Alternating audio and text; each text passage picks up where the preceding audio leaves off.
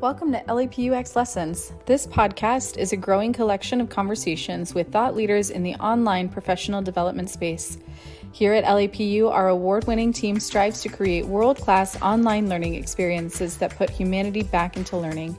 Join us on our journey to innovate in the online classroom and show the world what learning feels like. Hey everyone, I'm Rhonelee, a senior instructional media designer at LAPUx, and I'm here with a few instructional designers, Trelisa and Kenna. They are experts in the field of adult learning. And as adults, we want our learning to actually be applicable to our everyday lives. And we want to learn practical skills that help us solve problems and work better. Could you ladies elaborate on that concept of adult learning? Sure, Rhonelee, thank you. My name is Kenna, and I'm an instructional designer here at LAPU.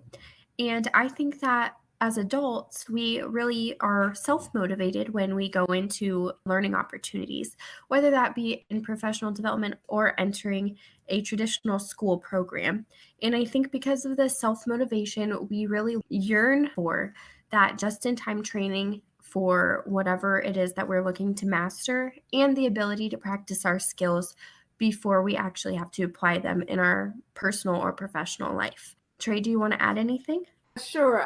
When we talk about adult learning, we often compare it to learning as a child or as a young person and think about what's different. And for me, when we're children, when we're learning, we're really learning how to become independent learners, right? We're learning how to be curious. We're learning how to ask questions, how to investigate. We're learning that process of becoming independent learners so we can learn on our own. And then when we become adults, this adult learning is the independence piece, where we now know how to do all of those great skills like ask the curious questions and experiment and figure out what we need to solve those problems. We have those skills to independently learn and solve whatever problems we may have, even if we're just starting from nothing or starting from a skill set of not knowing, we know how to gain those skills. So you both talked about self-motivation and independence. How would instructional designers design a course so that their modules are prone to that type of learning? Well, we always start with who is the learner. And so if we know that our learners are coming in with experiences, and as Kenna said, really want that just in time, those relevant practical skills that they could use immediately, then we need to design learning spaces where, one, they can bring in their past experience and share it and refine what they already know, right? Right. Share what they already know and then reconstruct, because learning is generative. We continue to learn based on what we know. And then we also design spaces where we allow them to do that experiment, because they're going to have other learners that are bringing in their experience. So we have to create that space where they can construct and investigate together. And so that can be done through projects, through group work, but it has to be, I think, more hands-on, because that's what they've been doing, day in, day out as productive adults. They've been doing all day. So in the classroom, we need to continue to nurture that doing piece and that collaborative piece that they're used to doing in their daily lives. What do you think, Kenna? I love that you brought up the community aspect, Trey, because I think our goal is to really feed into that learning community for all of our students. Like you said, everybody has their own experiences, and a lot of times when they come to a course, they're able to share and bring so much from what they've learned in their personal lives or how they operate in their professional life. And I think that really helps continue the learning for all of the students as they interact with each other in that community type space. And I think we've also been pretty innovative here at LAPU, at least from an instructional design perspective, when we do build our courses, by creating that space. Like you said, it's a very safe space where they can practice these skills before they have to go apply them or use them in their life. For example, that might be in a discussion board if they're working with other students on that, where they have the opportunity to share in a safe environment, or even through something like a simulation that I know that we've created those and put those into our courses. Even Rhonelee, you can speak into this from an instructional media perspective. I know that there's a lot that we do to create these spaces. Absolutely. Yeah, what I learned from creating instructional media is that when it comes to simulations and providing answers, you can't necessarily just give them the correct answer. You have to give them more explanations to why they got to that reasoning. And I feel like answers aren't so black and white. It's more based on critical thinking. And I think that's a very differentiating factor when it comes to adult learning. Yeah, I definitely agree. And I love what you mentioned about the feedback, because that is something I think is maybe a little bit different for adult learners. Is maybe a child, you just tell them yes or no, it's right or wrong, and the feedback is brief. But I feel like as an adult learner, because you're able to understand a lot more and you're able to draw those connections from your past experience, the feedback is a lot more meaningful. Absolutely. And it's also the fact that so many experiences are different. And I think when it comes to adult learning, you really have to highlight that there is no clear answer anymore. It's all about how you got to that answer. Would you agree with that? I would agree, definitely. Enjoy the process. That is one of my life's mantra. It's not all about the end result or the solution, but understanding the process, because you know the fish analogy, right? If teaching the fish, they'll be able to eat forever. Same principle. Like if they understand the process, then they are able to adapt in different contexts. And so you're right on with that. With For adult learners, it really is about understanding the process of it all. What do you ladies think is the greatest learning obstacle for adults who return to school? Ooh, this is a little bit of my own experience, but also what I see as I've taught in the classroom, especially with adults. There's a challenge in understanding the teacher learner dynamic.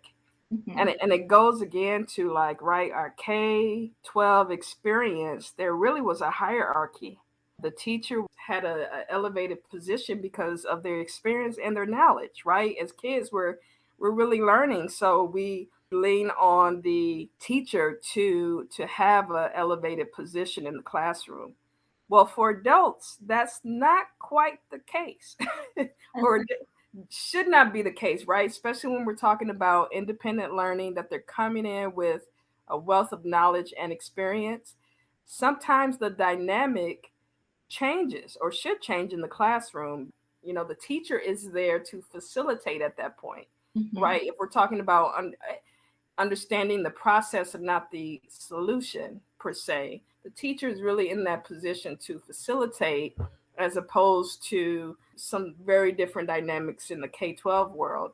But, as students, we're used to what we have experienced for 12 plus years, that dynamic. And so going into a classroom and understanding the knowledge and the power we have in our own learning takes a little bit of time for adults who are returning to school, I think.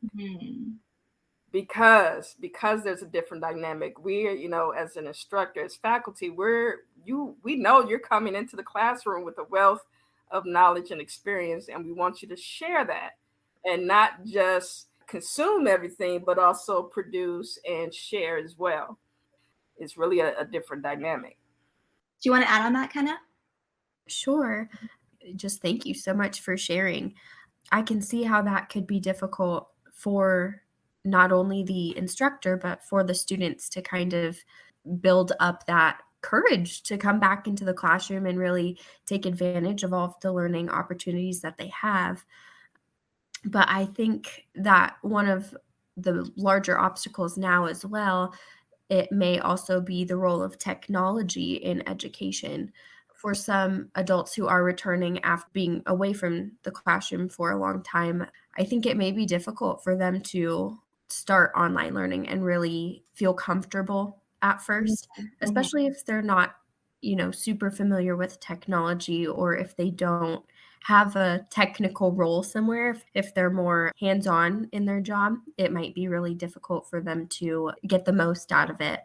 And, I think that there are quite a few other outside challenges for adults who are coming back to the classroom, like obviously time management. If they have a family and all of the other obligations that they have, that is also a concern at some point. So, do you have any thoughts on this, Rhonelee? I agree with you both. And actually, I feel like this is a great segue to my next question. I personally feel that at LAPUx, we do a great job at addressing these obstacles. What do you think that we do differently to approach adult learning at LAPUx? Well, I think that we do a few things, and this kind of, I would say, combines the first and second question that we talked about. We're very thoughtful in our design for these professional development courses, how we create these courses with the just-in-time training and all of the hands-on activities where the students are able to share their knowledge and get the most out of the course that they can. I think that we really do a lot from a design perspective and from a media perspective to really provide some great courses and great opportunities for these adults. And it's difficult, I'm sure, for a lot of them to really get into this type of training, but like we talked about, they're very self-motivated, and this hopefully is an option that they can benefit from, especially because in the technical design side of it, it's all self-paced, so they can do it when they have time. And usually our courses are not very long. I'd say they average from about 1 hour to, I think our longest is about 16 hours. So it's manageable to fit in within their schedule. And we really do provide the space for them to grow and learn from each other and participate in these activities and take away some meaningful skills after. I love that, especially the meaningful. Would you like to add on that, Trey? Yeah, you know what came up for me was a couple of things. First, I like that we are intentional in calling out the skills and competencies, because if we go back to your original opening, Rhonelee, when you talked about, adults and people who are coming to look at these LAPUx courses really want to learn practical skills that solve problems that they have in the moment, and just to become better workers and contributors.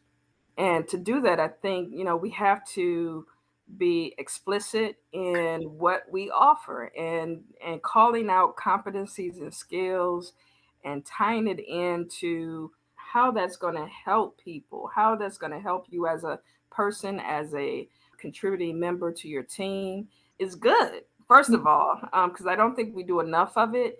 A lot of times we assume, we may share objectives, we may share other things, but being able to align it and tie it in a nice bow for people really helps. And I think we do a great job of making sure that everything that we do aligns to the vision that we have. I also think, going back to what Kenna talked about community building, we are doing a great job building community through these LAPUx courses, not only in the design, but the other, I'm going to call it co-curricular offerings that we have, like this podcast.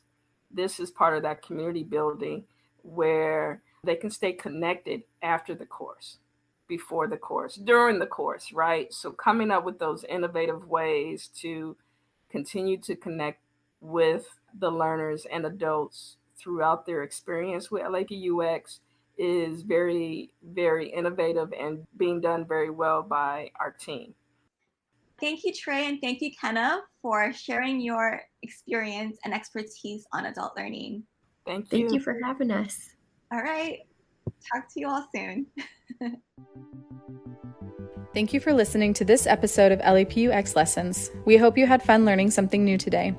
If you did, please take a few seconds to review our podcast on Apple Podcasts or wherever you're listening. We value your feedback so highly because we are doing this for you. Come connect with us on social media so we can get to know you better. All of our channels are listed in the show description. Before you go, we want to invite you to visit x.lapu.edu to see the courses that our awesome team has created. Check back often as we are always developing new offerings.